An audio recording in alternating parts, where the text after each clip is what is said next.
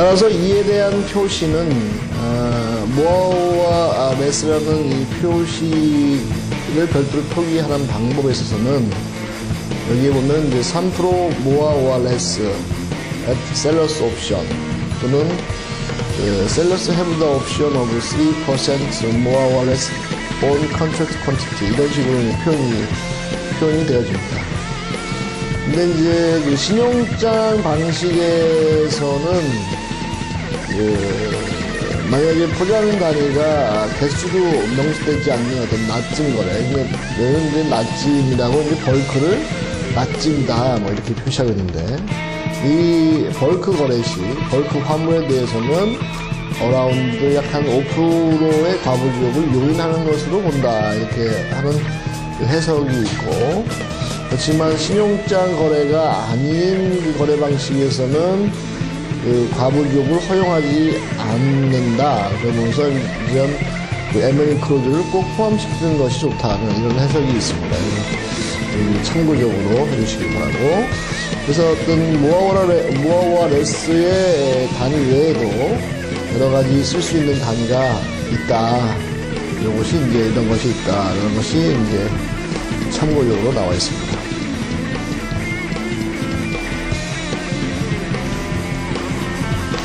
그 다음 그 가격 조건이 그 품질 못지않게 가장 중요하겠죠. 그래서 가격 조건에 대해서 다시 한번 언급을 하게 된대요. 다시 한번이 아니라 처음 하는 거네요.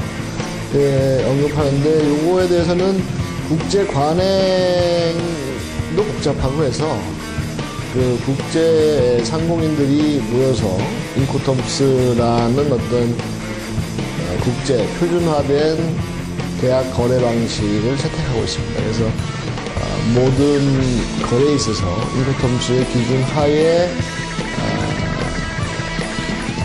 이루어지는 게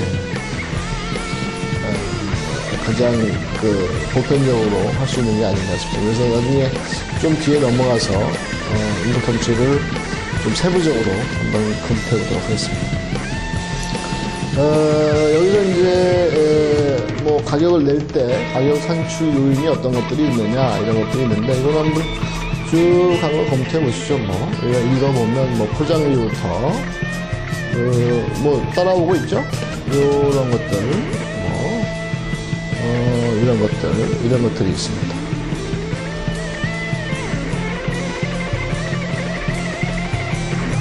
그래서 여기가 이제 요소 비용이다 합니다. 그래서 여기서 이제 그 기타 영업 비용과 잡비까지 뭐 다 이해하실 수 있다고 생각이 드니까 나중에 모르시는 부분이 있으면, 모르는 부분이 있으면 연락 주시고 바라고. 그 다음에 이제 여기서 그 선내 하역 비용 부담이라는 별도로 표기되어 있는데, 일반적으로 이제 선적을 할 때 선내 하역이 있고, 그 다음에 부두 하역이 있고, 뭐 이 하역에는 이제 두 가지 종류고, 뭐 두 가지 이상도 되겠지만 뭐 크게 두 가지로 이렇게 보겠습니다. 그래서 일단 뭐 부두 하역이야 어쨌든 자명한 거고, 선내 하역인 경우가 계약 텀에서 좀 많은 부분이 이제 활용되고 있어서 설명한다 그러면 일본의 그 라이너 텀이라고 있습니다. 그래서 이건 이제 버스 텀이다 이렇게 얘기도 하고 하는데, 그 선적비 및 양육비 이런 것들이 이제 선사 부담 조건으로서 사실상 위임에 포함되어 FOB는 수입자, CIF 조건 수출자 부담이다 이렇게 되어 있습니다. 그래서 이게 무슨 얘기냐면, 그 선사의 뒤에 내용을 좀 더 보겠습니다. 다시 보면, 그래서 요게 이제 버스텀이 있는 반면에 다시 그 FIO가 있습니다.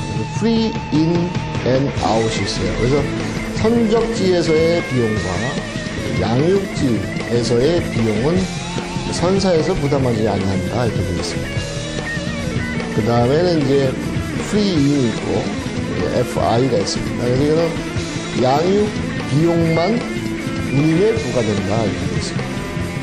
선사가 양육 비용만 운임에 부과를 한다 이렇게 되어 있고, 그 다음에 FO는 free out에서 선사가 선적 비용만 운임에 부과한다 이렇게 되어 있습니다.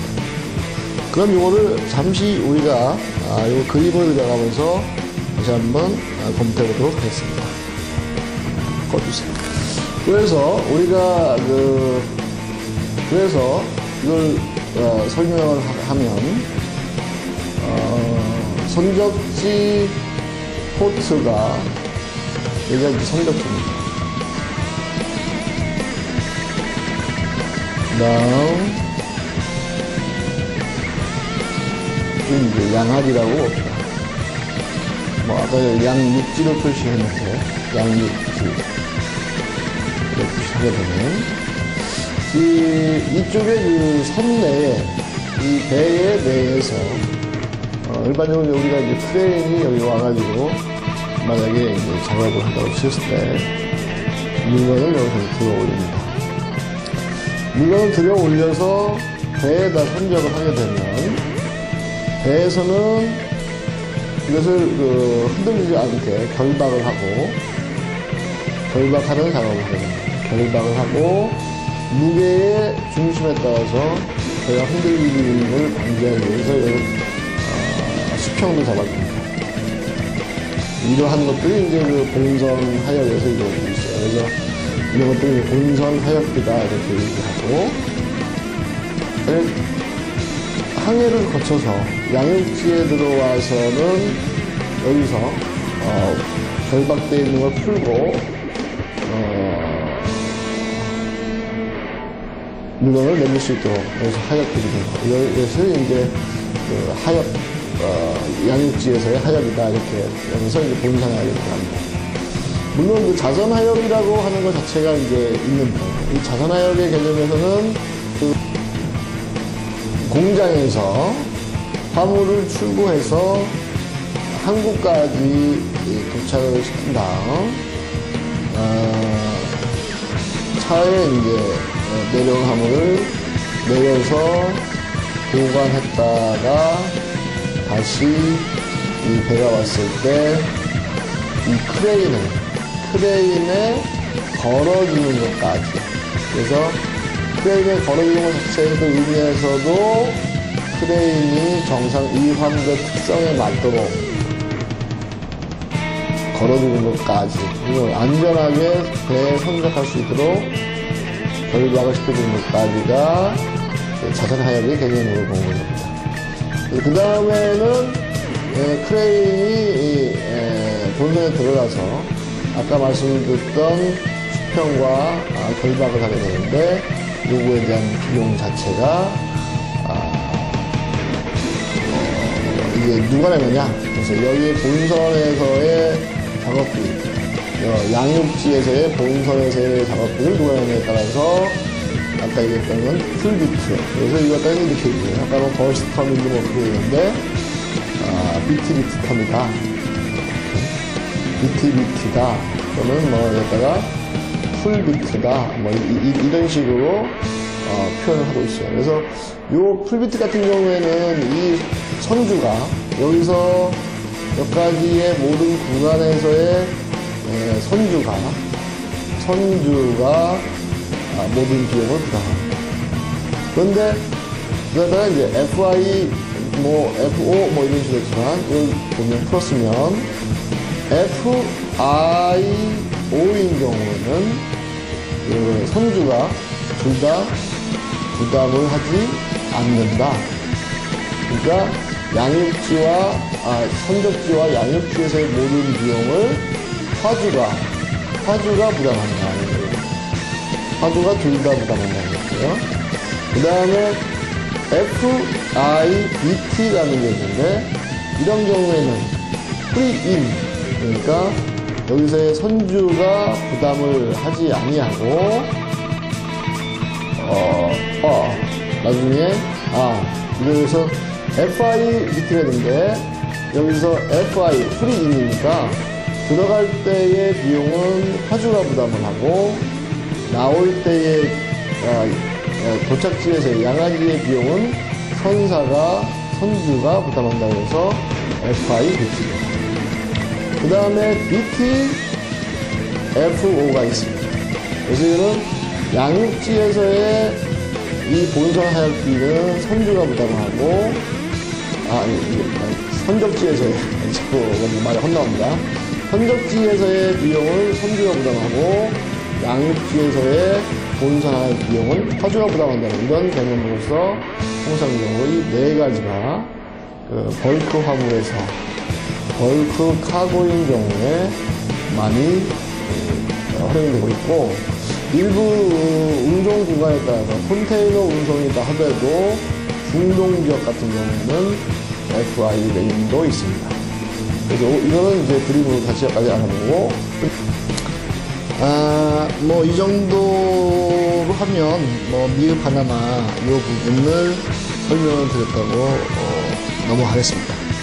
그 다음에 무역 조건의 유형에서는 선적지에서 화물을 인도하는 조건이 있고, 양육지에서 물건을 인도하는 조건이 있다, 이렇게 되어 있습니다. 그래서 요거에 따라서는 그 아래 이런 텀도 있다, 이렇게 되어 있는데, 요거는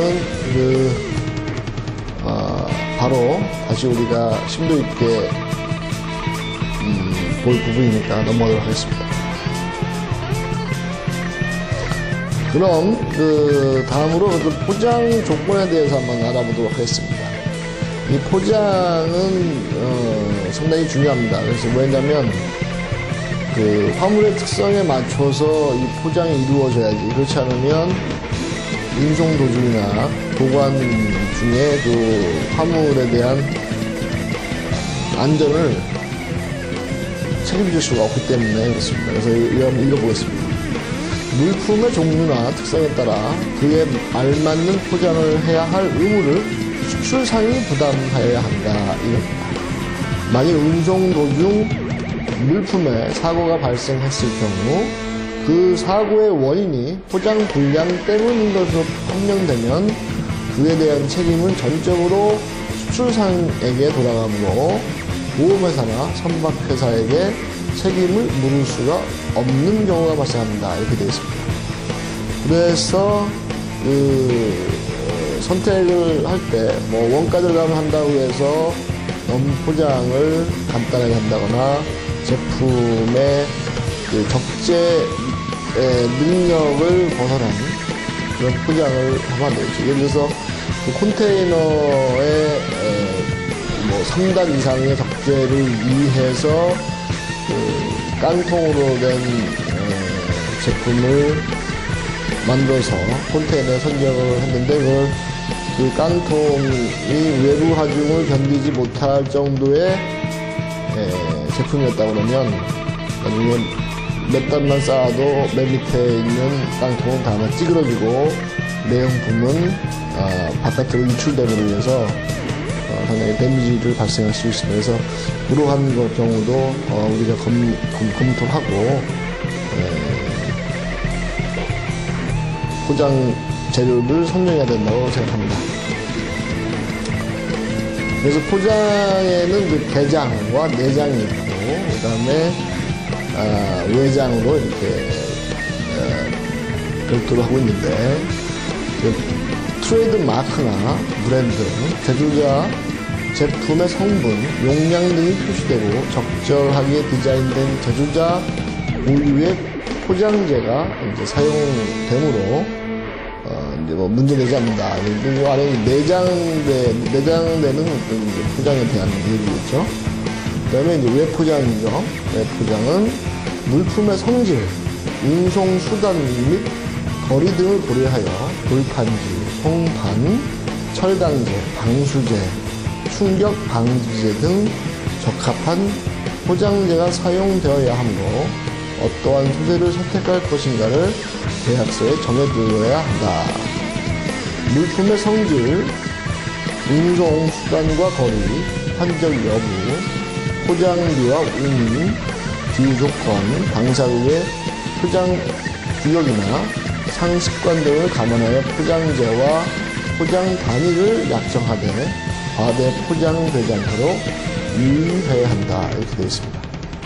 그래서 여기서 보면 그 당사국의 포장 규격 이런 것도 있어요. 그거는 어떻게냐면 호주 같은 경우에는 나무 포장을 해서 가게 되면 꼭 방역을 선적국에서 하도록 되어 있습니다.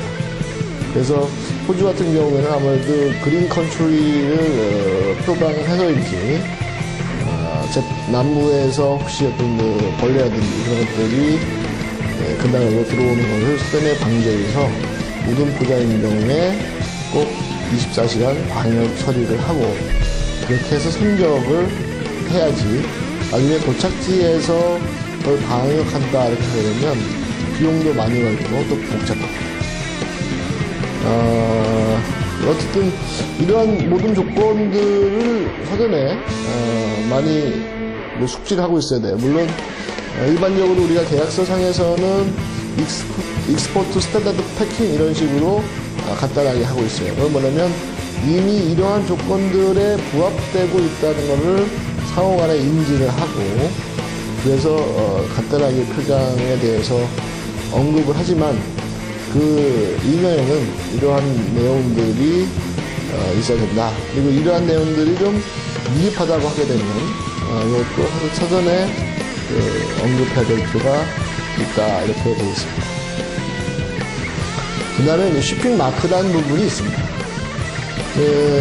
이 쇼핑 마크 부분은 여기가 뭐 상당히 많은 것들이 표기되어 있습니다.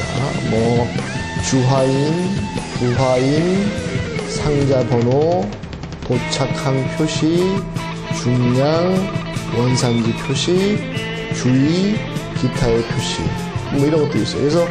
그래서 자기들의 어떤 사용을 하고자 하는 목적에 따라서, 즉 말해서 외부 포장만 보고서 그 제품에 대한 용도를 다 파악을 하고 싶으면 그러한 그 제품의 성향까지 이 포장 외에 어떤 화인으로서 마크를 해야 되겠고 간단하게 어떤 똑같은 제품이다 하게 되면 어떤 주화인, 부화인 이 중에 한 몇 개 정도만 선택해서 사용하면 되겠어요. 대신에 이제 항상 옛날에 선적한 것과 지금 선적한 것이 만약에 같이 보관되어졌을 때 구분을 할 수 있는 정도면 좋겠죠. 만약에 이제 그것도 다 별도로 운영이 된다 그러면 똑같아서 되는 거고, 그래서 여기서의 그 파일은 참고로 한번 해보시고 이러한 기준들이 있다는 겁니다.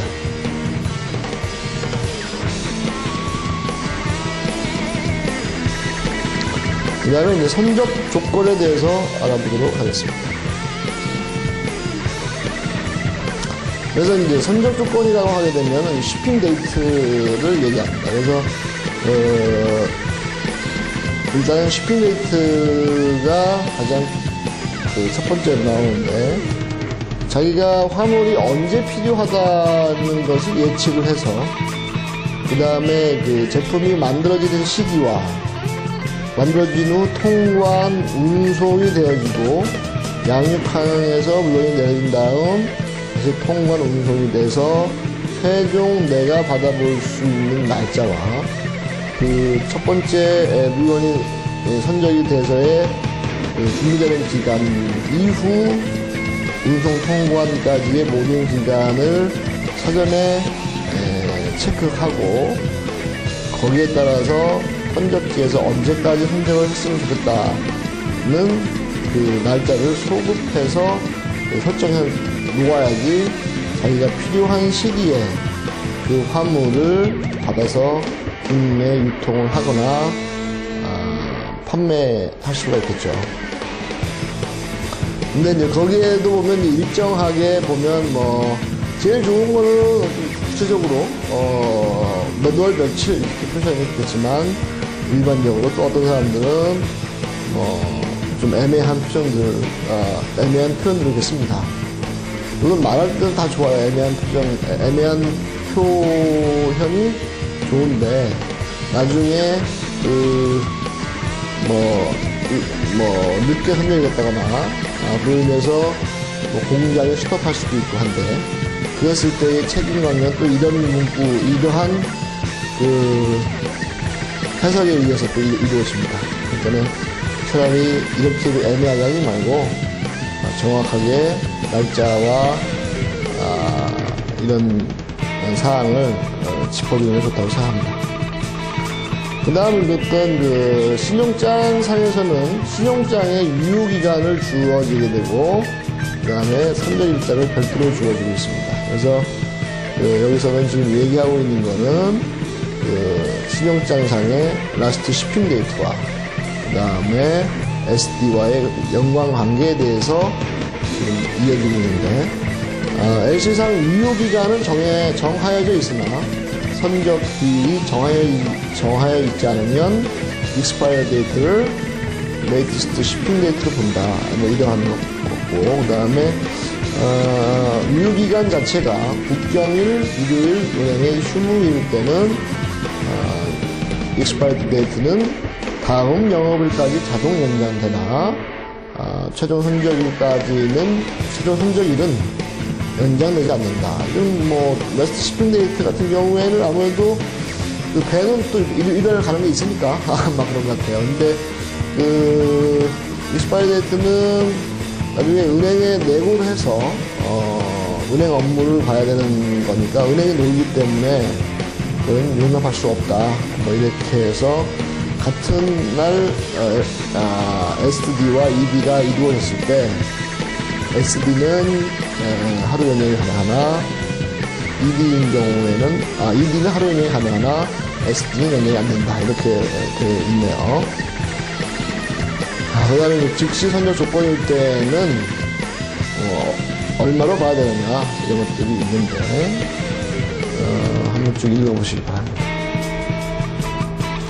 그 다음에 이제 화물의 인도 방법에 대한 약정이 있는데 여기 보면 분할 선적이라는 게 있고 그 다음에 환적이라는 게 있습니다. 분할 선적이라고 하면 그래서 1000개의 오더를 내려서 그 중에 자기가 필요한 부분이 한 달에 300개씩 필요하다 그러면 선적을 한 달에 300개씩으로 명시를 해서 분할로 이루어지게 하는 게 이제 분할 선적이라고 하겠습니다. 그래서 이거는 이렇게 한번 읽어보십시오.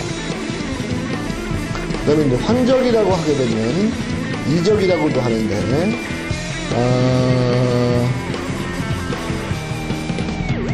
여러 가지 형태가 있겠어요. 배에서 배를 바꿔 타는 게 있고, 배에서 트럭을 바꿔 타는 게 있고, 배에서 비행기를 바꿔 타는 게 있고, 이러한 것들이 많이 있겠죠. 그래서, 요거에는 이제 복합운송에선 환적이 일반적으로 일어난다고 이렇게 되어 있습니다. 그러면 복합운송은 운송수단을, 여러 가지 형태의 운송수단을 이용해서 목적지까지 가는 거기 때문에 환적이 일어날 수밖에 없겠죠. 그 다음, 직항선적으로, 정말서 환적은 안 된다.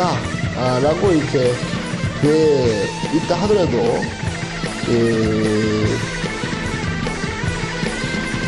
직항선적의 약정이 있다 하더라도 해난에 조우하여 피난항에 기항하거나 선용품 조달을 위해서 일시적으로 기항하는 것은 환적이 아니다라고 이렇게 되어 있습니다. 근데 사실은 이건 다시 한번 보면 직항선적에 대한 약정이 있었을 때는 Direct Shipments by Customary Route 이렇게 되어 있을 때는 환적이 금지된다고 보나 직항선적의 약정이 있더라도 해난에 조우하여 피난항에 기항하거나 선용품 조달을 위한 일시적인 기항은 인정된다 이렇게 되어 있습니다.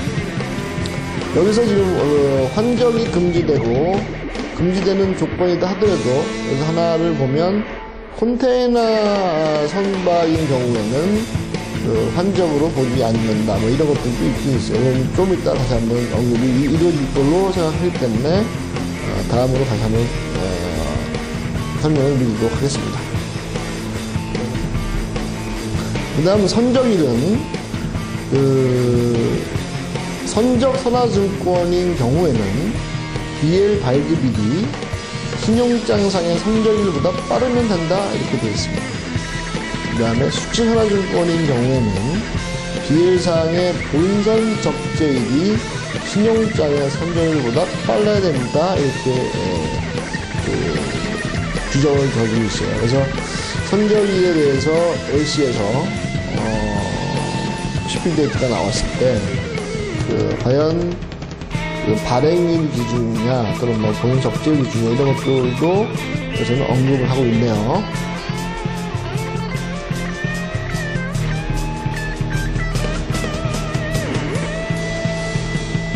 다음에는 우리가 이제 보험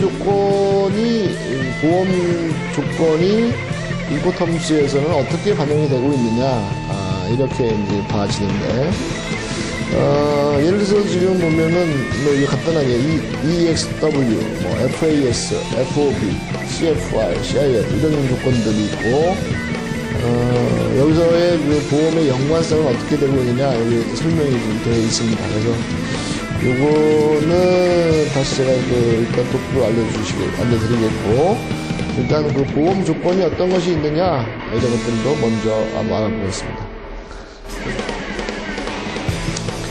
보험의 조건을 보면 보험 할 때 보면 구약관이라는 게 있고 이제 신약관이라고 해요. 물론 이제 둘 다 같은 의미로 많이 상충되는데 물론 조금 차이는 있다고 합니다. 근데 그것까지는 저도 물론 이제 약관을 다 읽어봐야 되는데 그렇고 그래서 이제 구약관을 기준으로 한번 설명을 해보겠습니다. 구약관을 기준으로 설명했을 때 구약관에서는 FPA라는 게 있습니다. 그래서 FPA는 단독 훼손 부담보 조건이라고 되어 있고 담보 위험을 프리디티브 리스트로 나열됐다. 그래서 이 보험 조건에 어떠한 내용들이 나는 보험 혜택을 봐야 되겠다라고 하는 그 위험이 있으면 그 내용을 이렇게 나열해 주면 됩니다. 내가 1번부터 10번까지의 보험 조건을 설정하고 거기에 대해서 보험을 드는 것으로서 나중에 그 열거되어 있지 않은 조건에 대해서는 보험 혜택을 못 보는 거죠. 그 다음에 이제 WA라는 게 있습니다. 그래서 분송 담보 조건 그게 있습니다. 그래서 WA 3% 뭐 이런 식으로 되어 있고 또는 WA IOP 뭐 이렇게 되는 게 일반적입니다. 여기서 WA 3%라고 하는 것은 손실액이 3% 미만인 경우 보상하지 않는다라는 거입니다. 그래서 여러분이 자동차 보험할 때 뭐 자손 부담을 예를 들어서 10만 원이나 20만 원이나 하는 것도 있지 않습니까? 그랬을 때 그러한 그 범위 내에서는 그 10만 원, 20만 원 범위 내에서는 보험사에다가 얘기하더라도 그 사람들은 보상을 해주지 않는 그거겁니다. 그래서 여기서 WA 3%라고 그러면 손실 자체가 3% 미만이었을 때는 보험 청구를 할 수가 없고 약 10% 정도 됐다 그러면 10% 중에서 3%를 자손으로 처리하고 나머지 7%에 대해서는 보험 손실로서 보험에서 인정해 주는 게 이제 WA 3%입니다. 그 다음에 WAIOP는 손실액의 과거에 관계없이 보상하는 WA의 특별사항이다 이렇게 되어 있습니다. 그 다음에 저희는 이제 올리스크에 대해서 한번 또 알아보겠습니다. 올리스크에 대해서 일반적으로 제너럴 카고에 대해서는 올리스크의 조항을 많이 듣습니다. 이 조항을 그리고 WA 3%라든지 이런 조항 같은 경우에는 그래서 광물이라든지 이렇게 벌크 환물에 대해서 이런 것들이 많이 들어요. 왜냐면 곡물이라든지 그래서 우리가 석유를 들어왔다고 했을 때 석유를 들어왔을 때 석유에서 만약에 유류제품을 배에서 파이프라인을 통해서 탱커까지 오게 됩니다. 탱커까지.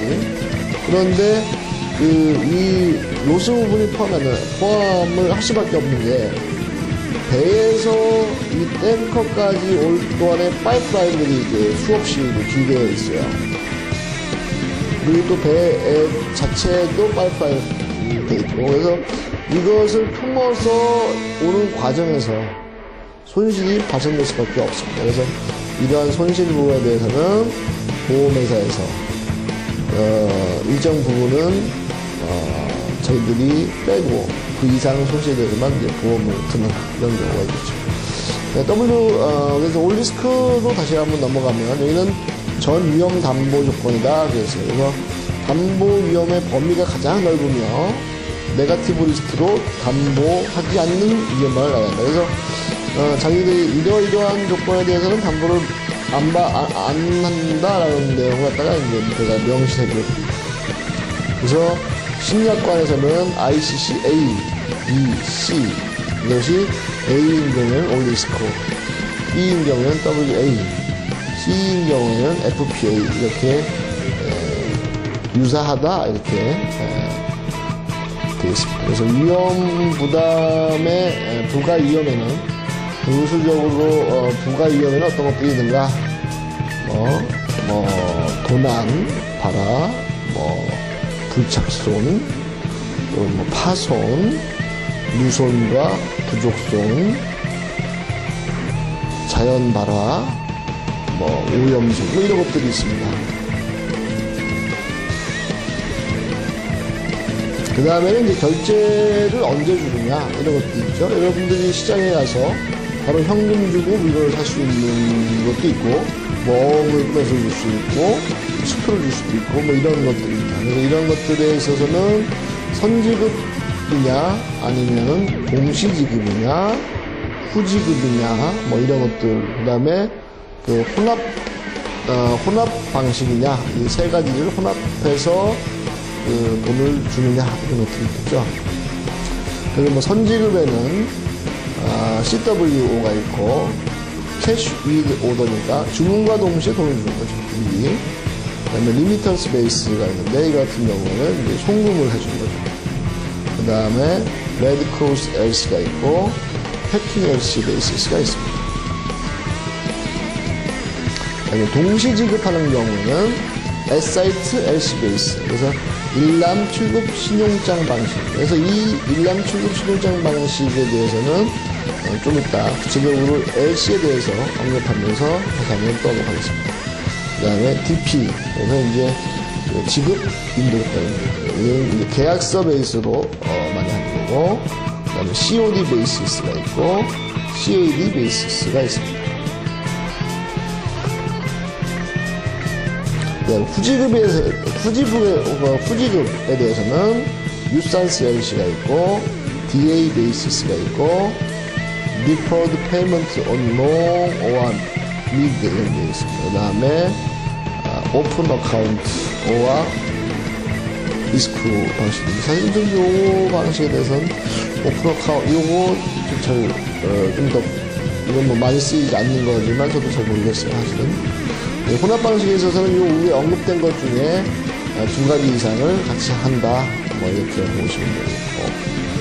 결제하는 수단에 대해서는 어떻게 하냐. 그래서 어음 결제. 화한 어음이냐, 무담보 어음이냐. 그 다음에 평균 결제. 그 다음에 환 결제. 그래서 송금 방식이 있고, 이런 것들이 있겠죠. 안정성. 그 다음에 여기 보면 이제 결제 통화는 어떤 통화를 하느냐. 그래서 환 위험이라는 게 여러분들 좀 피부로 많이 느낄 거예요. 맨날 보면은 5원이 올랐네, 10원이 내렸네, 이렇게 해서 마치 증시 시세를 보듯이 요즘은 이제 환율 시세를 보게 되는데, 과거에 우리나라는 이렇게 시세가 딱 정해진 고정 환율제였었어요. 근데 이제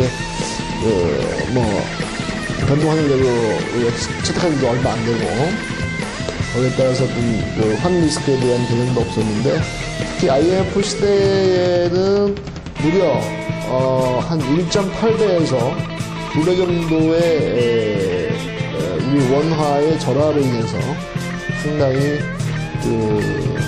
웃고 우는 사례가 좀 있었죠.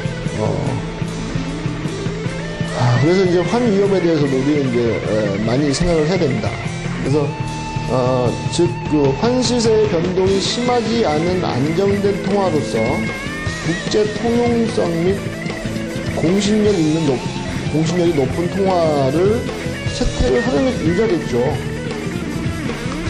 그렇지 않으면은 뭐 도대체 자기가 사는 가격이 얼마고 얼마에 팔아야 될지에 대해서도 알 수가 없으니까요. 그래서 안정성, 교환성, 유동성 이런 것들이 있습니다. 이런 것들을 감안하라는 얘기죠. 감안해서 하라는 겁니다. 그 다음에 이제 클레임 및 중재 조항도 이제 계약서에 넣어야 된다 이런 게 되어 있습니다. 이거 당연히 넣어야죠. 나중에 크게 후회할 수가 있습니다. 그래서 뭐 도량형이나 규격이 상이함에 대한 어떤 검토, 운송 중의 위험시 보험 커버 여부 명화, 누가 보험을 언제 드느냐 이런 것도 그 다음에 불가항력 조항의 명확화, 그 다음에 권리 침해 조항, 중거법의 명시, 분쟁 해결 기관의 명시 이런 것들을 해야 됩니다. 그래서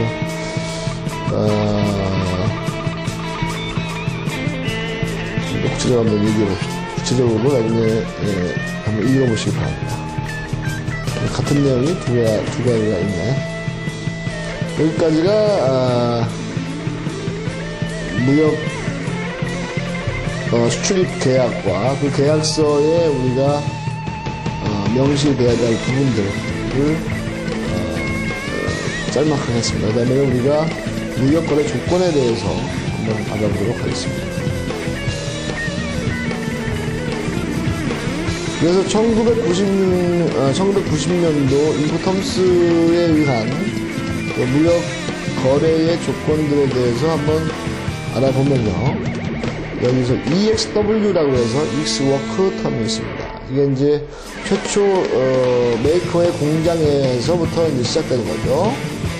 그 다음 조건이 FCA. 물론 이 조건이 뭐 그 다음 넘어간 게 아닙니다. 뭐 그러니까 순차적으로 되는 게 아니고 조건의 어떤 형태가 이제 알아보면 이렇게 해석해 주세요.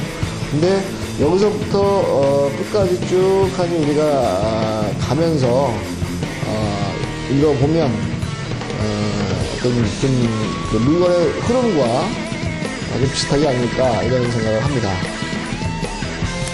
그래서 FCA가 있습니다. 그래서 프리 캐리어라는 게 있어요. 그래서 운송인에게 인도하는 조건이 있다. 그 다음에 FAS는 프리 어롱사이드 ship에서 선측에다가 인도하는 조건, FOB는 프리 온보드에서 본선 인도 조건, CFR은 운임 포함해서, 그래서 운임이라고 하면 해상 운임이나 항공 운임 이런 운송료를 얘기하는 겁니다. 그 다음에 CIF가 있습니다. 그래서 CIF는 운임과 아까 얘기했던 그 보험료까지 포함해서 하는 거고요. 그 다음에 CPT라는 게 있는데 운송 및 지급 인도 조건이 되겠습니다. 그 다음에 CIP는 운임 보험료 지급 인도 조건이 되겠습니다. 그 다음에 DAF는 국경 인도 조건, 그 다음에 DES는 착선 인도 조건이 되겠습니다. 그 다음에 DQ는 구두 인도 조건이 되겠고요. 그 다음에 DDU 같은 경우에는 관세 부지급, 그러니까 돈을 안 낸다는 얘기죠. 반입 인도 조건이 되겠고요. DDP는 관세 지급 반입 인도 조건이 되겠습니다. 그래서 무역에 있어서 점차적으로 추세가 DDP로 이렇게 행해지는 게 앞으로 미래의 거래 방식에 있어서의 추세가 아닌가. 뭐 요즘 흔히 많이 쓰이는 거는 익스워크나 FOB, 그 다음에 CFR, CIF 이 정도가 우리 무역 거래에서는 가장 많이 쓰는 대표적인 케이스입니다. 그래서 우리가 흔히 많이 보는데, 근데 앞으로 무역하는 사람들이라든지 이런 사람들이 중간에 어떤 좀 더 편하게 물건을 받고 가격 코스트 면에서도 안정적으로 자기가 원가 산출을 하기 위해서는 뭐 중간에 자꾸 변동 요인이 있겠죠. 아무래도 이런 것들이 그런 것다가 또 뭐 계산하기도 복잡하고 그래서 전체적으로 그것이 다 포함된 모든 비용이 포함된 DDP 조건으로 해가고 있는 게 현재 추세라고 합니다. 그래서 이제 저희가 요거는 지금 보면 각 조건의 위험 분기점, 위험의 이전이 언제냐, 비용 부담이 어디까지냐, 그 다음에 여기에 따라서 어떤 비교 사항이 있어요. 그래서 그러면 쭉 간단하게 이걸 알아보면 우리가 좀 뒤에 좀 더 구체적으로 알아볼 때 좀 도움이 될까 싶어서 한번 전체적으로 알아보겠습니다. 그래서 익스워크라고 해서 공장 인도 조건에서는 위험 분기점이라는 게 뭐냐면 화물을 인도하고 그 다음 화물에 대한 파손이라든지 화물에 데미지가 입었을 때 다음 조치사항 다음에 책임이 누가 있느냐 이런 것도 있겠고 이거에 대한 거는 비용 이전이라는 거는 어디까지 비용을 누가 해야 되냐 이런 겁니다. 그래서 살펴보면 공장 인도 조건 시에는 공장 인도는 공장의 문 앞에서 바로 인도된다는 얘기예요. 그래서 매도인의 작업장 구내에서 매수인이 미리 처분할 수 있도록 물건을 인도했을 때 이때부터 공장에서 이미 매수인에게 양도했다고 이렇게 판단을 하면 됩니다. 그래서 뭐 비용이라고 하는 거는 뭐 공장 내에서의 비용이니까 뭐 전혀 없겠죠. 그래서 매도인은 뭐 낼 게 없어요. 사실은 거의 제로라고 보면 됩니다. 그 다음에 익스워크 조건에서는 수출 허가를 그래서 뭐 수출 허가를 누가 하느냐 뭐 사실은 매수인이 합니다. 그래서 사는 사람이 자기 부담으로 수출 허가까지 하고 그 다음에 가져가는 게 익스워크입니다. 그 다음에 FCA 조건이 있습니다. FCA 조건은 운송인에게 이제 인도하는데 매수인이 지정한 운송인에게 수출 통관된 물품을 인도하였을 때 이렇게 됩니다. 그래서 이제 일반적으로 우리가 포워딩에서 많이 복합운송에서 많이 사용되는 것 중에 하나고 저희 어떤 뭐 영진 로지스틱스가 매수인에 대해서 지정된 운송이라고 그러면 우리가 그 화주에 대해서 우리가 받고자 하는 지역을 알려줍니다. 그래서 어디에서 내가 받을 테니까 그리 물건을 갖다 주시오 이렇게 얘기하면 우리가 지정한 장소까지 수출자가 물건을 운송해다 주는 것입니다. 그 다음 여기서 이제 당연히 여기서 수출 허가는 매도인이 책임집니다. 그 다음에 FAS가 있습니다. 그래서 이거는 선측 인도 조건입니다. Free Alongside Shipping입니다. 그래서 물품이 지정 선적항의 부두에 혹은 부선으로 선측에 인도되었을 때 이렇게 됩니다. 그래서 본선까지 선적하기 위해서 부선까지의 비용, 그 다음에 일반 우리가 부두에 접안했을 때의 지정 어느 루트를 가용해서 지정된 선박이 접안하는 항구까지 물건을 갖다 주는 조건입니다. 여기서의 수출 허가는 매수인이 부담합니다. 그 다음에 이제 FOB라는 게 있습니다. Free Onboard가 있어요. 그래서 물품이 지정 선적항에 본선의 난간을 통과할 때다 이렇게 되어 있습니다. 그래서 위험분기점에서는 무슨 얘기냐면 FOB에 있어서는 배가 이렇게 있죠. 배가 이렇게 그려집니까? 자, 그 다음에 여기 이제 난간이 있습니다. 태클이 있어요. 태클이 있고 이 본선에 크레인이 있어서 이 크레인이 아까 얘기했던 화물을 크레인에서 본선으로 이제 시켜야 됩니다. 그랬을 때 이 본선 난간을 지나가기 전에 만약에 이 이 화물에 대한 데미지가 있었다고 그러면, 뭐 추락이라든지 해서, 이랬을 경우에 책임감은 슈퍼한테 있고, 그 다음에 본선을 난간을 통과했다. 그 다음에 책임은 바이어한테 있다. 이게 이렇게 보시면 됩니다. 그래서 본선 인도 조건에서는 FOB인 경우에는 그렇게 본선 난간을 통과했을 때에, 물론 여기에서도 보면 뭐 CF와 CIF 조건도 마찬가지입니다. 그 다음에 이제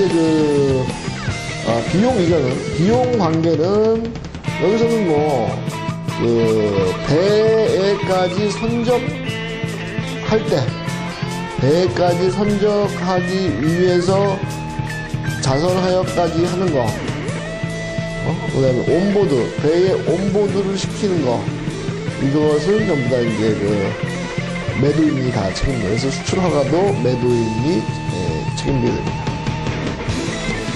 그 다음에 이럴 경우에 FOB인 경우에는 FOB 부산 또는 FOB 인천 뭐 이런 식으로 할 때 이 FOB 요 뒤에 나와 있는 지명 이 지명이 선적항이 됩니다. 그 다음에 이제 CFR인 경우는 운임 포함 조건인데 내가 어디까지 포함한다는 게 CFR LA 하게 되면 LA까지 가는 운임을 내가 내겠다 이렇게 보시면 됩니다. 그래서 여기는 일반적으로 뒤에 나와 있는 명칭은 착지가 됩니다. 양육항이 됩니다. 위험분기점은 FOB와 똑같이 본선 난간을 통과할 때이고, 비용의 정가는 매도인이 그 목적항까지 운임을 내게 됩니다. 그 다음에 그 정리선의 경우에는 양합비까지 포함을 하게 되고 그렇습니다. 그 다음에 이제 CIF는 뭐냐면 운임 보험료 포함 인도 조건이 있는데 위험분기점 똑같고 매도인이 적재시에서 할 때 보험료까지 커버한다고 이렇게 보시면 됩니다. 그 다음에 이제 CPT가 있습니다. 운송비 지급 인도 조건이 있습니다. 그래서 물품이 약정된 일자 또는 기간 내에 지정 목적지까지 운송할 운송인의 보관하에 또는 후속 운송인이 있을 경우 최초의 운송인에게 물품을 인도시 이렇게 되어 있습니다. 그 다음에 이제 비용분기점은 매도인은 FCA 조건 지정된 목적지까지의 물품 운송비 부담 이렇게 되어 있어요. 그래서 지정된 목적지까지. 그래서 여기도 마찬가지로 이제 선적이 돼서 화물이 운송을 해서 도착지에 와서 양육장에서 내려서 끝나는 게 아니라 여기서 지정 운송인까지 또 갖다 주는 이렇게 되겠죠. 지정 목적지까지 운송을 할 운송인의 보관하에 후속 운송이 있을 경우 최초의 운송인에게 물품을 인도시까지 되다 이렇게 되겠습니다. 이 부분은 다시 한번 우리가 좀 더 명확하게 다시 한번 나중에 공부하도록 합시다. 좀 제 설명 자체가 좀 오해를 부를 수도 있고 약간 저도 좀 미흡한데 다시 이거는 하겠습니다. 그 다음에 CIP가 있습니다. 그래서 여기서는 CPT 부분에 보험료를 포함한 부분이다 이렇게 보시면 되고요. 그 다음에 DAF는 국경 인도 조건이다 이렇게 보시면 됩니다. 그래서 유럽 같은 경우에는 많은 나라들이 내륙에 접해져 있고 국경들이 많이 있습니다. 그래서 국경의 어느 지역까지 갖다 주는 거죠. 그래서 접경지 인도 장소에서 수입 통보한 직전의 상태로 매수인의 이미 처분하에 인도할 때 어떤 위험분기점이 거기서 끝낸다고 하고, 비용 부담은 매도인은 위험 이전까지의 제 비용이다. 그러니까는 여기에 국경에서 인도되기 전까지의 모든 비용을 내면 된다. 여기서 이제 수입 허가는 매수인이 한다 이렇게 되어 있죠. 왜냐하면 앞으로 가는 부분 중에 수입 허가 부분이 이제 나올 거거든요. 자 봅시다. DES라는 게 있습니다. 착선 인도 조건이 있어요. 목적한 선상에서 목적한 선상에서 매수인에게 물품을 인도할 때. 그래서 이거는 뭐 도착항에 내리는 게 아니라 도착항에 도착했으면 선상에서 바로 내는 거죠. 그것까지. 그 다음에 하용료와 그 이후 수익 관련은 매수인이 부담한다. 왜냐면 어쨌든 본선에서 인도하는 거니까, 도착항에 본선에서 인도하는 거니까 당연히 하역비는 매수인이 해야 되겠죠. 이거는 그 FOB하고는 반대 개념으로죠. FOB는 선적지에서의 오늘은 도착지에서의 배에 있는 상태에서 뭐 반대 개념이라고 할 수도 없어요. 그냥 좀 비교되죠. 비교된다고 보면 되겠습니다. 그 다음에 DEQ는 부드 인도 조건인데 목적한 보도상에서 매수인의 이미 처분하여 물품을 인도할 때, 이건 이제 배에서 내렸네요. 배에서 내렸습니다.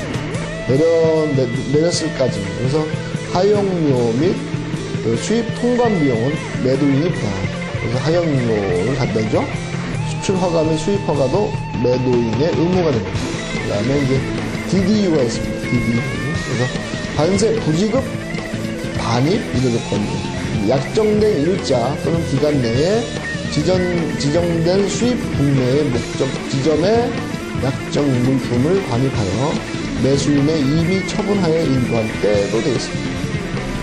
그래서 관세는 포함을 안 시키네요. 관세는 여기서 포함을 안 시키네요. 왜냐면 DDP니까 여기 듀티입니다. 이게 딜리버드 듀티 언페이드입니다. 그래서 보면 관세를 지급하지 않는다 이렇게 되어 있습니다. 이랬을 때는 이제 수입 허가에 대해서는 매수인이 의무가 있고 매도인은 단지 목적가까지 갖다 주면 됩니다. 그래서 관세를 포함하지 아니하고, 그래서 여기 DDP가 있습니다. DDP 같은 경우에는 관세까지도 다 내주는, 그 다음에 수입 허가 모두 매도인 자체가 다 해줍니다. 그래서 튀기기 많죠. 이 조건을 하게 되면 수출자는 하나부터 여기까지 다 챙겨줘야 됩니다. 그러다 보면 이렇게 각각의 계약에 따라서 화물의 어떤 위험 이전과 비용 이전의 어떤 분기점들이 각각에 나옵니다. 그래서 이건 나중에 어떤 제품의 클레임 시에 상당히 중요하게 반영되고, 각각의 비용에 있어서도 누가 할 것이냐 정확하게 됩니다. 만약에 CFR로 계약했는데 바이어가 보험을 안 들었다고 하게 되면 위험에 대한 모든 리스크는 바이어가 집니다. 그래서 꼭 이 이전 CFR까지의 전입 조건에서는 바이어가 꼭 보험을 들어가야 됩니다. 그래서 이제 인코텀스의 어떤 특징들을 한번 살펴보도록 하겠습니다. 그래서 우리가 이제 인코텀스가 어떤 식으로 어떤 특징들이 있느냐 이것들이 많이 있죠. 여기 보면은 이제 구성은 인코텀스 1990년도에 규정되어 있는 트레이드 텀스는 13가지가 있고, 이 중에 FCA는 인코텀스 1980년에 FOR, FOT와 FOB, 에어포트를 흡수하여 새로운 무역 조건으로 창출하였으며 DDU를 시설했다 이겁니다. 그 다음에 13개의 트레이드 텀 그룹 E, 그 다음에 F, C, D로 각각 공통사항을 기준으로 그룹화했다. 그래서 이거는 FOB라든지 이런 것들. 그 다음에 이제 매수인의 옵션을 줬다. 매수인의. 그래서 계약을 체결할 때 실무상 일정 범위의 지역 내에 있는 명확한 인도 장소를 약정할 수 없는 경우 계약 체결 후 매수인으로 하여금 명확한 인도 장소를 증명할 수 있도록 하는 선택권을 부여했다 이겁니다. 그러니까는 계약 체결 전에 장소가 안 나오더라도 계약 체결 이후에 장소를 비교할 수 있게 해놨고, 매수인이 선택권을 적기에 행사하지 않을 때는 이로 인한 위험과 추가 비용은 매수인이 부담하고 매도인에게는 명확한 인도 장소를 선택할 수 있는 권리가 마땅히 부여되도록 되어 있다. 이렇게 되어 있습니다. 뭐 이해하시겠죠? 이건 뭐 여기 써있는 대로 하나의 이건 조건이니까 이해가 안 된다 하더라도 이 조건에 따를 수밖에 없고 이 조건을 뭐 받아들일 수밖에 없어요. 그래서 이제 이미 어떤 해석이 안 됩니다. 계약에 있어서는. 프리 캐리어 FCA와 프리 온보드의 개념을 이제 비교한다면 FOB 조건인 경우에는 매도인은 적출항에 도착한 선박에 계약 물품을 반입해야 함에도 불구하고 실무상으로는 선박이 도착하기 전에 카고 터미널에 계약 물품을 반입시키고 그 이유는 물품에 대해 아무런 통제권이나 권리를 행사할 수가 없다 이렇게 되어 있습니다. 따라서 십스 레일을 기준으로 하여 위험과 비용의 한계점을 정한다는 것은 매우 불합리하다. 따라서 현실적으로 모아 FOB 조건보다 FCA 조건이 훨씬 적절하다라고 하겠다라는 겁니다. 뭐 나중에 이런 부분들에 대해서는 저도 뭐 질문을 해주세요. 일단은 여기서는 이렇게 해석을 좀 주고 있습니다. 그 다음에 C 조건에서는 C텀에서는 매도인이 자기 비용으로 합의된 목적지까지의 운송 계약을 체결한다 이렇게 되어 있고, 그러나 C텀은 결코 어라이벌 컨트랙트가 아니며 F텀과 마찬가지로 쉬먼트 컨트랙트의 범주에 속하므로 수출국의 지정 장소에서 화물의 소유권이 수입상에게 이전되고 그 이후 사고 발생과 관련된 책임은 수입장이 지게 된다 이렇게 되어 있습니다.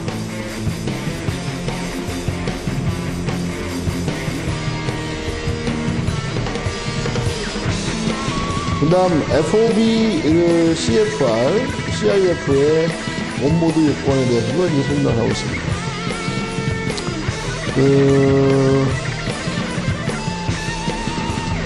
이 조건에서는 선박 내로 계약 물품을 반입 인도해야 하는 관행을 유지하고 있으나 오늘날의 운송 기법으로 보아 계약 물품을 선박에 반입하기 전에 운송인에게 인도하는 것이 오히려 관행화되어 가고 있다 이렇게 되어 있어요.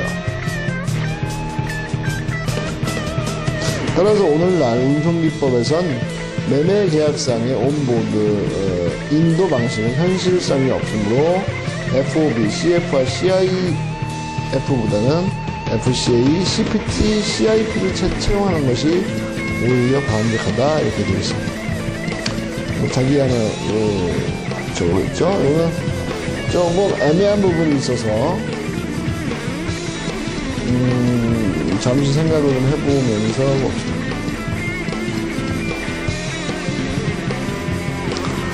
그 다음 D텀에서는 그룹 D에서는 트레이드 텀 중 DAS, DES, DDU 등에 있어서는 매수인이 수입 통관 절차 하지만 DQ, DDP는 매도자가 관세까지도 내야 된다 이렇게 되어 있습니다. 이건 뭐 계속적으로 언급할 겁니다. 그래서 이제 DQ나 DDP 같은 경우에 상당히 애매합니다. 도착지에서의 관세가 어떻게 유동적으로 바뀔 것이냐. 그래서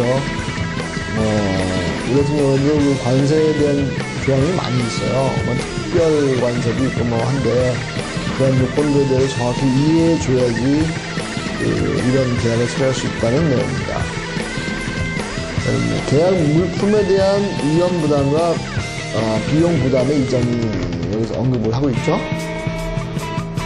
매수인이 계약 물품을 적기에 인수하지 않거나 계약상의 적출 지시를 하지 않아 매도인이 인도 의무를 이행할 수 없게 될 때에는 적출하기 전에도 계약 물품에 대한 위험 부담과 비용 부담이 매도인으로부터 매수인에게 이전된다. 이렇게 되어 있습니다. 그래서 그 매수인은 정확한 어떤 적출 지시를 해줘야 되겠죠. 단 이 경우 선행적으로 매도인의 충당 의무가 이행되어야 한다. 즉 매도인이 준비한 물품이 계약 물품으로서 충당되는 것으로 한다. 인코텀스의 적용으로 명시는 이게 어떤 국제조약과 같은 성질은 아니다. 그래서 매매 당사자들이 이의 적용을 명시적으로 합의하는 경우에 한해서 계약 당사자들을 구속한다. 이렇게 되어 있습니다. 이상으로서 이제 간략하게 얘기했어요. 근데 그다음부터는 각 텀들의 디테일을 보도록 하겠습니다.